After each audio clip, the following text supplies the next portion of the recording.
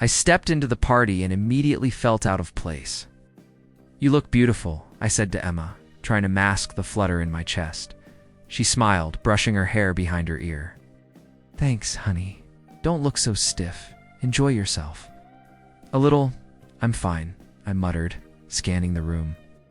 Everyone was laughing, drinking, chatting in clusters. Her colleagues were all smiles, but then I saw him. Mark, he was leaning close to Emma, his hand brushing her shoulder. Just a casual gesture, so I told myself. But the way she tilted her head, the way her smile softened, it hit me like a punch. "Mark, wait. This is my husband," David, Emma said. Wait, no, I wasn't David. That's what she called my friend at work sometimes. I swallowed hard. I kept my distance, pretending to talk to someone near the snack table. "Hey, can I get you a drink?" I asked a passing coworker. She nodded, distracted. I followed my eyes back to Emma. Mark was still there, leaning in slightly, whispering something. Her laugh. God. That laugh. It wasn't like the warm laughs I knew. This was different, I told myself. I'm imagining it. It's just paranoia. I walked over, forcing a smile. "Kema, could you step over here for a sec?" She glanced at me, a little surprised. "Sure. Everything okay?" Yeah. Just I trailed off. "Could I ask, should I? Are you having a good time?" Her eyes sparkled. "Of course. Why are you jealous?" "Jealous? No, not jealous." I rubbed my neck. My voice sounded small, unsure. I don't know, I thought I'd check in." She laughed, a light teasing sound. "You don't need to check in, I'm fine.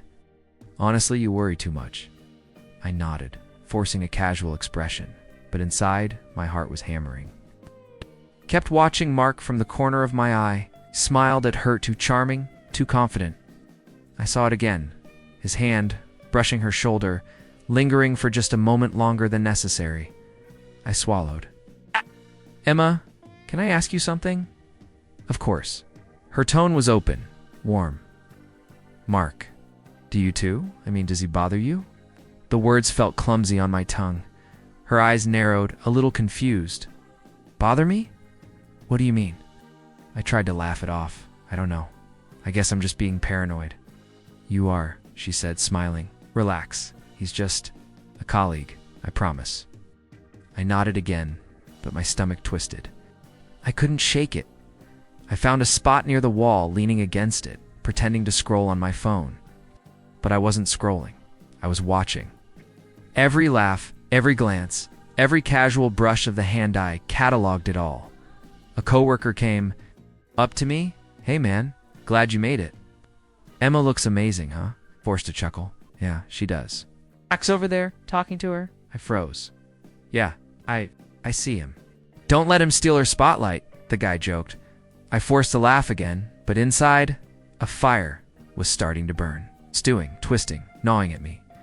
Emma waved at me from across the room. I forced a smile, waved back, but I couldn't stop watching Mark. He leaned in closer. She laughed again, and I felt something break inside me. I walked over. "Hey, need a refill?" "Oh yes, thank you," she said. Her hand brushed mine. I felt the warmth of her skin and hated myself for noticing it so much. "Here you go," I said, handing her a glass. I tried to speak lightly, joking. "Try not to get into trouble," she smiled. "I'm not a child." "No, not at all," I said, forcing a laugh. But my mind was spinning. Why is he doing this? Does she like it? She? I stopped myself. Stop. I excused myself, moving to the balcony to get some air. My chest was tight. My hands shook slightly. I looked at the city lights, pretending to calm down. Then my phone buzzed. A message from David. "How's it going there?" I typed back, "Fine," but the word felt hollow. I went back inside. They were laughing again. I couldn't take it.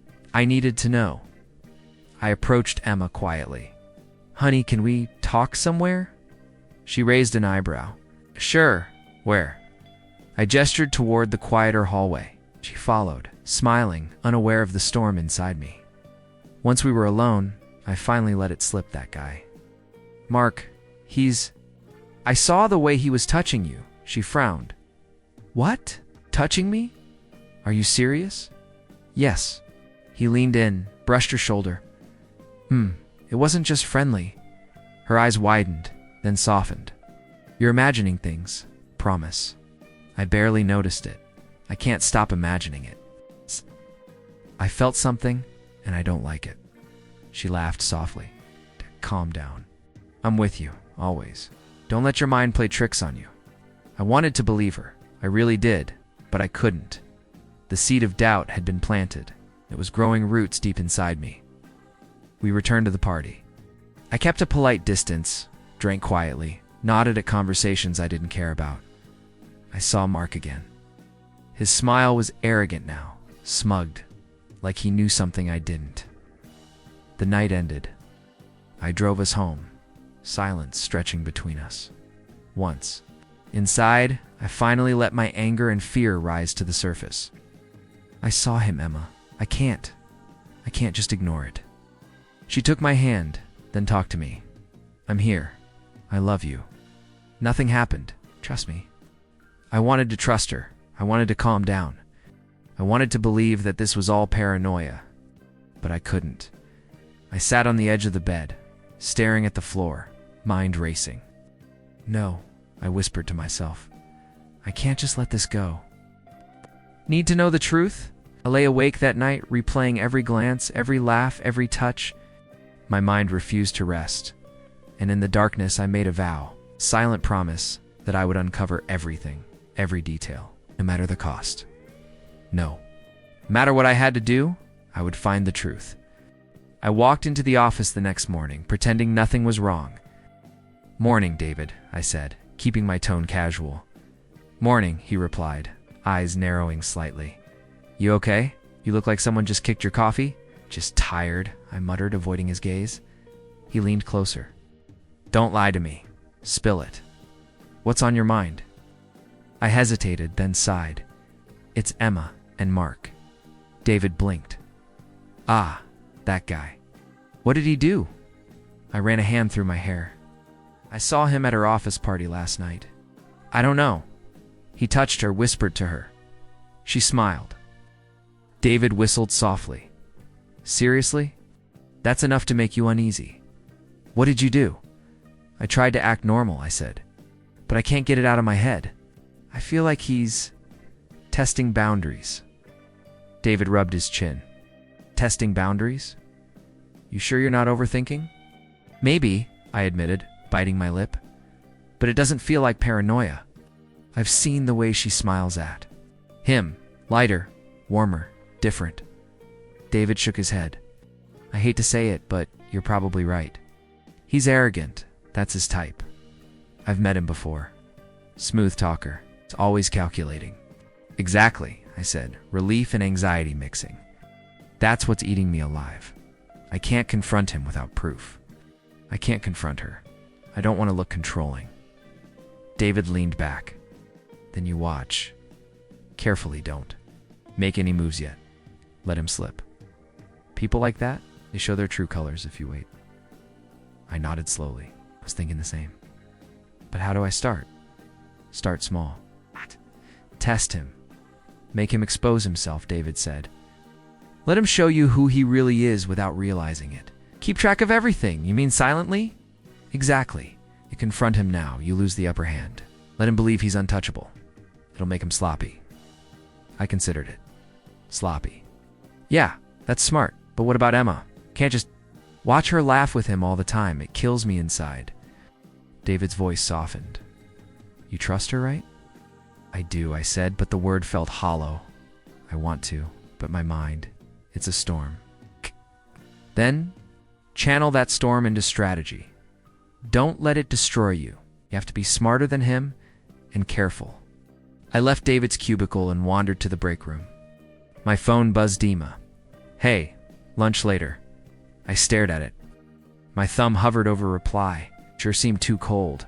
Yes seemed too eager. I typed, deleted. Finally I tapped. Later sounds good, she replied instantly.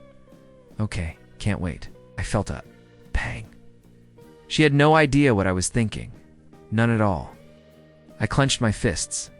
Later that afternoon, I saw Mark leaning over her desk, pointing at a document. "This is how you should handle it," he said smoothly. Emma laughed lightly.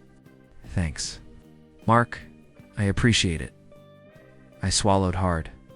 I couldn't step in now. Not yet. David's words echoed in my mind. Let him slip. Let him get sloppy. I approached my own desk, but kept my eyes on them. Mark leaned closer, speaking just above her shoulder. I caught his smirk, subtle but smug. Muttered under my breath, "He thinks he owns her." A colleague walked by. "You okay? You've been staring for hours?" "Yeah, fine," I said, forcing a smile. But inside I was plotting. I needed to create small tests, subtle traps to see if he really had intentions beyond friendship. That evening I stayed late, pretending to finish reports. I sent a quick text to Emma, working late too. She replied, "Yes, a bit." I didn't answer. I couldn't. Not yet. My mind was racing, imagining Mark leaning over her shoulder again. David called me report status. They're still casual, but his arrogance, it's obvious. He thinks he can charm anyone. I need to catch him slipping. Exactly, he said. Keep watching. Set up small situations. Isolate him. See how he reacts. We'll see everything. I nodded, even though he couldn't see me. Got it. I'll do it. Good. Remember, slow, silent, precise. Don't let emotion ruin your plan. I ended the call, leaning back in my chair. My palms were sweating. I had made the decision. I would not confront him. Not now. Not yet.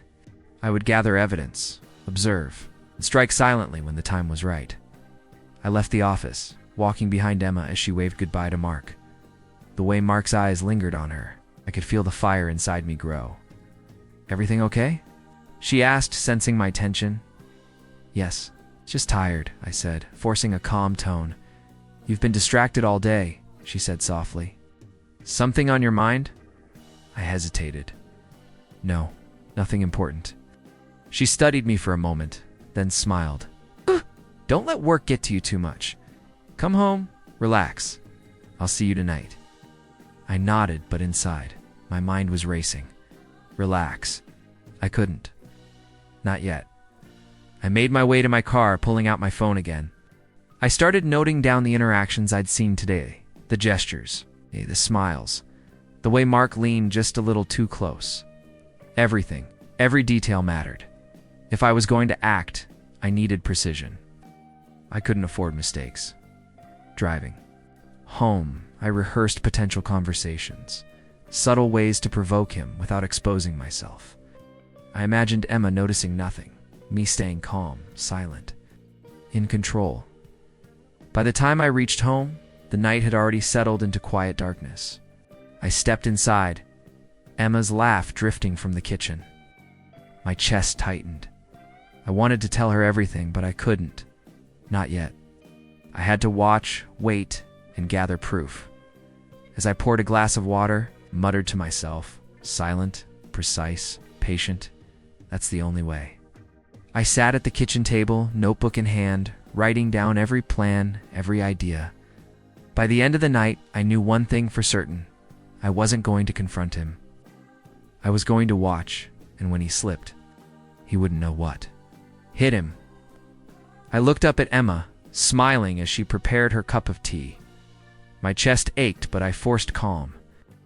"Everything's fine," I whispered to myself. But I wasn't fine, not yet, and the shadows of secrets were only beginning to stretch across our lives. I arrived at the office that night, knowing this was my moment. The after-hours gathering had been planned for weeks, and Emma was busy organizing everything. "I hope this goes smoothly," she said, glancing at me with a tired smile. "Everything will be fine," I replied, my voice steady, but my mind was racing. She looked at me, raising an eyebrow. "You seem tense. You sure you're okay?" I forced a casual shrug. "Just the usual stress." Emma nodded, satisfied. "All right, go mingle. Try to relax." I walked across the room slowly, spotting Mark immediately. He was leaning against a table, charming as ever, cracking a joke and making a group of colleagues laugh. I kept my distance, watching him carefully. "Hey, Mark," I said, stepping closer, voice casual. Did you double-check the presentation? For tomorrow? He looked at me, a flash of arrogance in his eyes. Yeah, I did. You know, I've got it covered. I smiled faintly. Of course, you always do. He smirked, clearly unaware that I wasn't impressed. Thanks, that's what they pay me for, right? I nodded. Exactly. And you're really popular tonight. He laughed, glancing at the group. While I tried to make friends, I stayed silent for a moment, observing him. Friends, huh? I asked lightly. Seems like people are listening to you a lot. They're smart, he said, still grinning. I just say the right things. I let that hang in the air. Things can backfire if you're careless. Mark's smirk faltered slightly, and I knew the first seed of doubt had been planted. Later, I approached a small group of colleagues. Hey, do you guys know Mark well? One of them laughed nervously. Well, yeah, he's new, but he's charming. Charming? I asked slowly. You've seen how he interacts, right? Doesn't it feel like he's a little manipulative sometimes? The group exchanged glances. Maybe one said he can be a bit overconfident. Overconfident, I echoed, voice low. That can be dangerous in the wrong environment. Nodded, unsure. I smiled faintly. Just something to think about. I moved on, finding Mark talking to another group. I positioned myself strategically, catching snippets of his speech. I really think we should go with my idea, he said confidently. Are you sure it's the best option? A colleague asked. He laughed, brushing it off. Absolutely. Trust me, I know what I'm doing. I leaned slightly closer, just enough for him to notice me. Funny. Confidence is one thing, but arrogance can get you in trouble. He glanced at me, smirk fading. What do you mean? Well, nothing, I said, voice casual, just thinking out loud. It's a long night. I moved away, letting him stew. He tried to smile, but I could see the unease now. Every subtle doubt I planted was taking root. Emma noticed my tension again. You've been watching him all night, she said quietly, as we passed near the refreshments.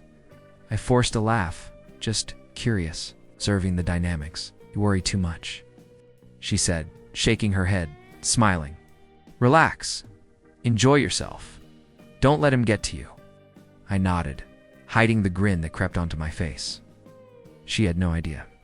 By the end of the evening, I had orchestrated several small moments. Caught Mark exaggerating accomplishments, boasting about tasks he hadn't completed, and subtly contradicted him to colleagues.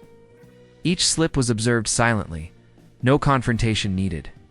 One colleague whispered to another, I thought he said he finished that report yesterday. I smiled faintly. To myself, blending into the shadows.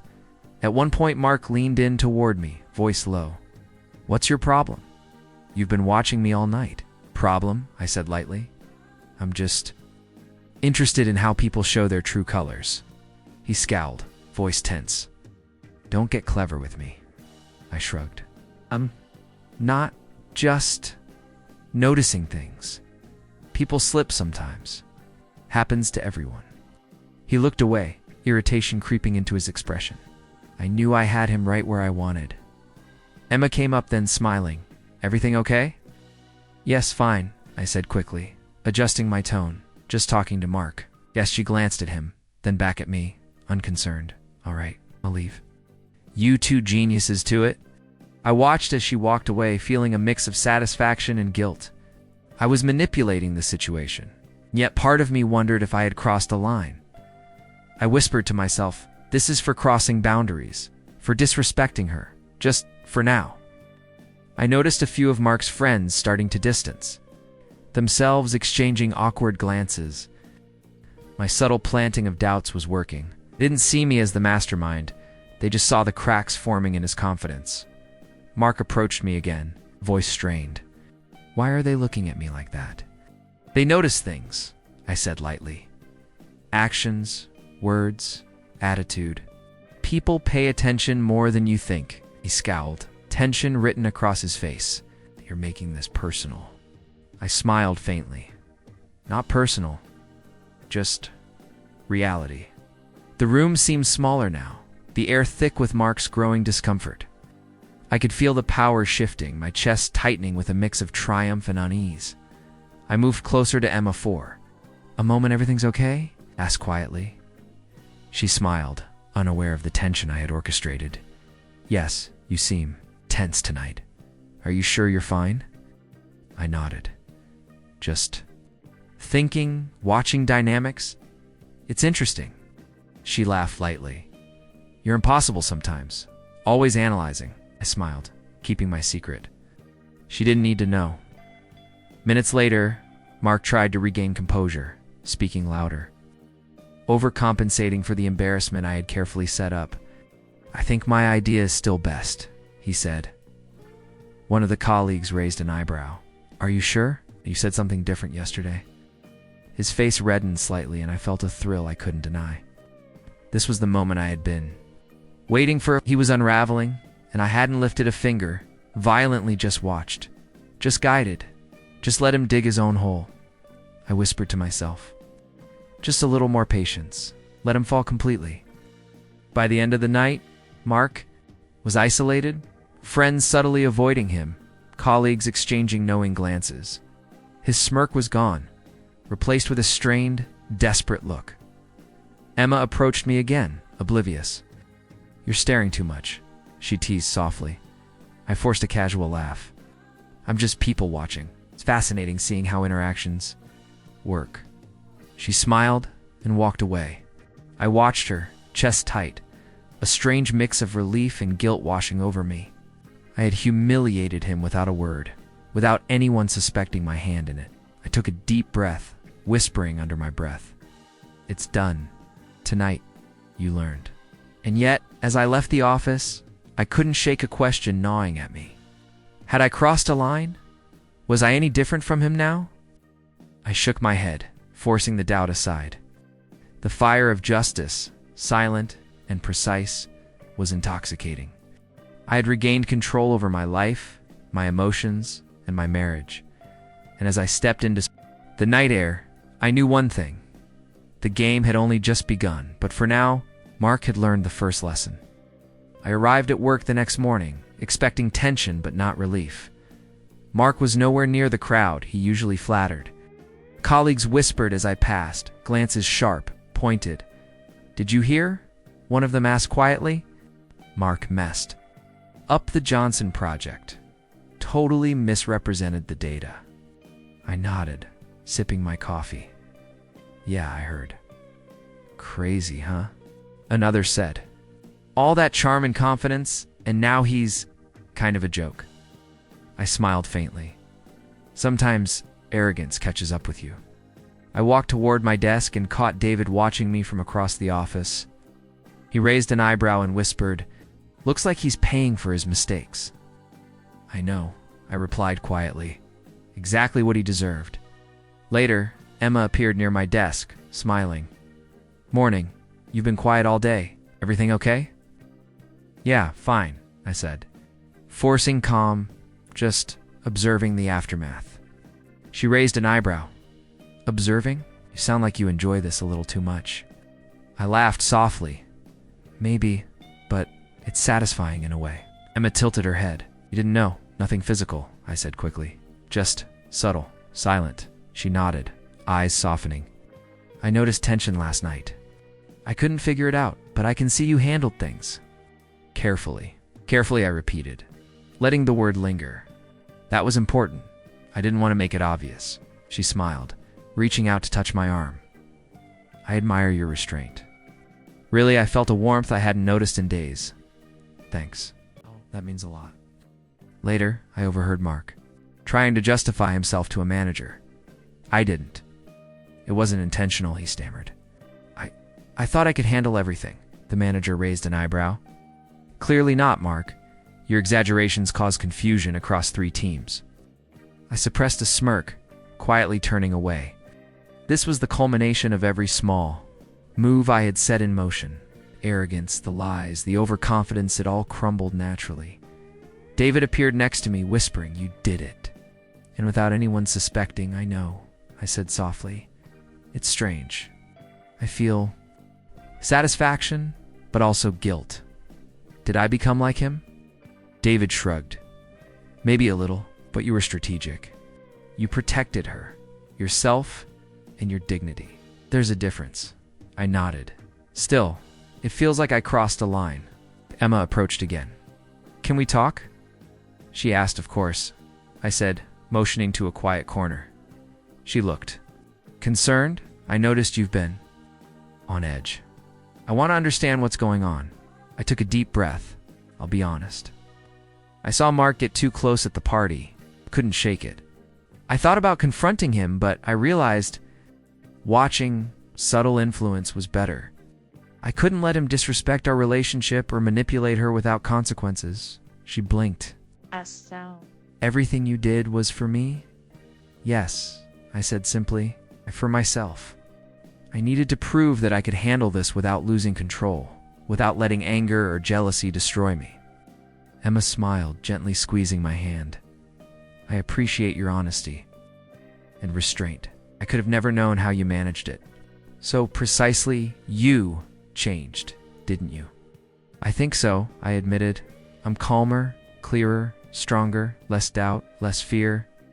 She laughed softly. Good, because I love you and I want us to be solid together, always. I love you too, I said, my chest tightening. Realized that protecting this, us, is more important than petty revenge or insecurity. But watching him fail, it did feel good. Emma shook her head, smiling. You're impossible. But I get it. I'm proud of you. Later that week, Mark tried to approach me, looking nervous. Hey, can we talk? He asked quietly. I studied him, calm. About what? About last night? About everything. I realize I messed up. You realize? Yeah. Interrupted gently. Yes, you realize. But the consequences are already in motion. Your arrogance and dishonesty spoke louder than any apology could. He swallowed, words failing him. I let him feel it. Isolation, embarrassment, silent justice. David leaned toward me later, whispering, You did it. You're not the same man who started this. No, I said quietly. I'm not. I survived it. What? I protected what mattered. I trust my instincts. Now, but I didn't let anger define me. Emma appeared beside us, smiling softly. You've grown, and I can see it. And the storm is over, and we're stronger for it. I nodded. Stronger, less, and wiser. Revenge was satisfying, but real victory is personal growth, emotional resilience. That's what lasts. Shh, she laughed, brushing a strand of hair from her face. I like this version of you. I smiled, feeling the tension melt. So do I, and now we move forward, together. Emma leaned closer. Together. I felt the weight lift from my chest. No more doubt, no more paranoia, no more need to watch every gesture. Mark would face the fallout. Everyone else would see the truth, and I was free. David clapped me lightly on the back. Looks like your silent revenge worked, and you kept your soul intact. I laughed softly. Mostly intact, but yes, it worked, and the important things are safe. Our marriage, our trust, my clarity. Emma watched us, smiling, eyes soft. I don't need to know all the details. I just trust you, and I admire what you did. Even silently, you handled it perfectly. I looked at her, feeling a surge of gratitude.